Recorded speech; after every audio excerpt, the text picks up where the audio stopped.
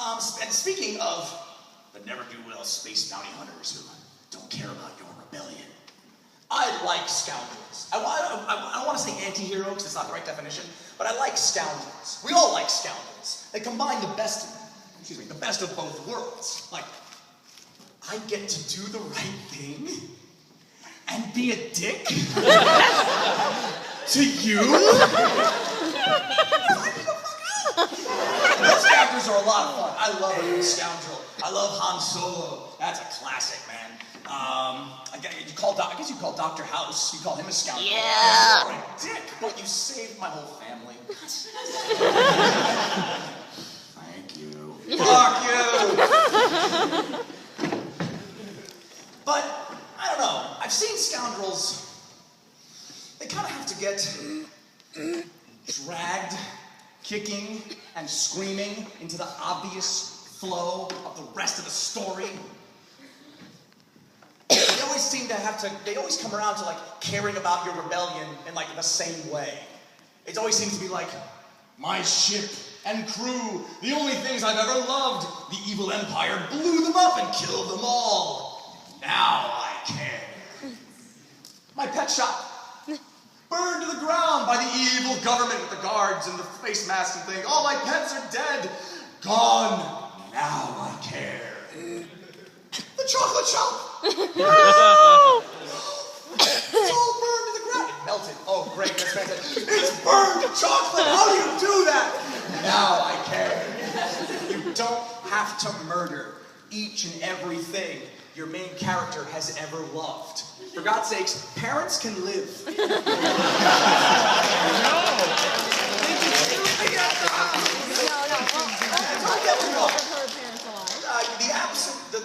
The loss or absence of parental figures is very powerful. And I'm not saying don't do it. I'm just saying it's very commonplace. Plus, if that's the fate of heroic parents, I don't want a hero kid. Like, Dad, I want to grow up to be a hero. Fuck you. I just turned 50. I don't want to. No. Go be a short order chef. You'll be fine. You're gone. It's almost to the point where I feel like it's assumed that your main character's parents are dying in some horrible way. I only reference my own work once this whole panel. When I was getting started with Dominic Deegan, it's like 11 or so years ago, someone said to me, either in a forum post or an email, something along the lines of, well, ever since Dominic's parents were murdered, he's been this way. They said murdered. And I said, whoa, Chief, time out. I've never mentioned his parents. Not until right now. I have to answer you and say, what the fuck is wrong with you? Like, I haven't mentioned my dad once in this panel. I'm pretty sure if he walked through the door right now, you guys wouldn't look at him and go, oh my God, he's alive! This is gonna be such a tearful reunion! You're like, Dad, hi, what the fuck are you doing here from Long Island? How's Mom, I guess? So I say keep the parents around, because I think it's also a great character building tool, because you literally get to see what your heroes are made of, what they've inherited, whether they like it or not, what they're trying to live, what they're trying to strive for, what they're trying to avoid. You get to show it, and showing other than telling is an important rule in storytelling. It avoids a lot of exposition, which is never good. Well, sometimes, but you know. So like, oh, he or she gets this from his mom. Well, all right, that's where she got that little tick. Oh, his dad turned out that way, so that's why he's avoiding that line of work. Ooh. And again, show, not tell. One day, I want to see like a knight rescue a princess. And he's like, oh, brave knight, you saved me from the evil wizard. Where are we going now? Meet my parents, sweetie. They'd love to meet you. Oh, they're alive? Oh, my goodness. Your mother makes delicious brownies. Yeah, she does, yeah. Hi, Dad. Hello, son! It's okay. Comedically, otherwise, go for that. That's what I say. All right, about halfway through, we get to villains. Ooh. All right, moving on to villains. There's a couple of ways to go about writing a memorable villain. Neither, I feel, is better than the other. They're just two different paths you can take. The first one are the ones who still think that they're the heroes. They're the ones, so basically everything we talked about in the heroes half of this talk should apply to them. You know, because they think they're doing the right thing. Like, they think they are the heroes of this story. It's their methods that make them like, oh, God, why did you do that? And again, when you're going for the motivation, write what you know. Write yourself. That little dark part of you that knows the answer to the question, like, if I could get my hands on you, I'd love to just... We all know what means to us. A regular, a balanced human being will go, God, that's dark. All right, time to be the better person and move on, you jerk. The villain goes, no, fuck you. That sucked. You're gonna pay for that shit. That's the villain.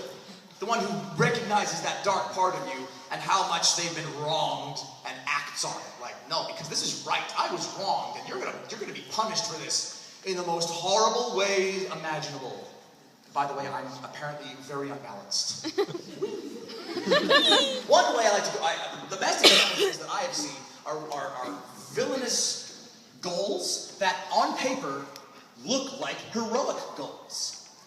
Like, out of context from their methods of achieving them, it's something that a hero would do. A couple of examples of this. One is from the old Batman, the animated series from the 90s. And one of my favorite villains from that series is Ra's al Ghul. Yeah! So, it's a big showdown at the end of the episodes. What are you up to, Ra's al Ghul? Well, detective, I will tell you what I'm up to. We as humans have been poor stewards of Mother Earth. We have gutted her of her natural resources. We've choked the sky with our chemicals. We basically just peed all over the ocean. Non-stop. Animal life is dying. Balance is out of whack. We are more terrorists than we are inhabitants of this planet. Batman, detective, I am going to save the environment. That's a good one. I'm going to save the environment. Good elves in fantasy do that. You know, it's very, very topic, very important, especially today. I'm going to save the environment. Great. How are you going to do it, Ra's al Ghul? I'm going to kill you. Well, I'm going to kill everyone in the world with my death ray. And with nobody around, the Earth will be free to reassert its natural balance. The oceans will be blue, the skies will be clear, the grass will be green, and with no one around, except for me and my ninjas, of course, to make sure everything goes okay, the Earth will be saved. Yay, I'm wonderful. I didn't want to die. I'd like to think there's a better way he could have gone around that. I mean, the guy's got a lot of money and ninjas, for God's sakes. He could have done like a slideshow. Like, an inconvenient truth with Ra's al Ghul. Save the Earth.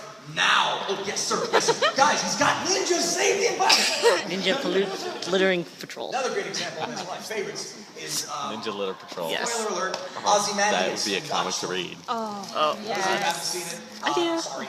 But, okay, so Ozymandias, in Watchmen, the goal of the villain, Ozymandias, is very noble. Like, one of the most noble of the heroic goals. I am gonna stop World War III. Yeah. I want to stop a war. That's a good one. Like, this war, like, it's going to threaten everything. We're going to wipe ourselves out with this one. How are you going to go about that, Ozymandias? Oh, my God. That's the story of Watchmen, essentially. It's the horrible shit he does. Now, Alan Moore gets a lot of credit for Watchmen, and he deserves it. It's a great story. But I don't think Dave Gibbons, the artist, gets enough credit. Because this is how he does it. And this is, I'm going by the graphic novel. Now bear with me. This is the stuff of comic books with a C, capital C and B, so bear with me. Okay, so he makes it seem like an alien monster from another dimension has crashed through our dimensional barriers into our world and crashes into the center of Manhattan. And its psychic death throes just burst out from its dying body, kill 2 million people. Just like that. Now in the movie, they all get vaporized. Oh no, there's no bodies! Oh! PG-13! Dave Gibbons in the book, this is a psychic death wave. This is no burned buildings, no shattered nothing. These are people in mid-step, just like that.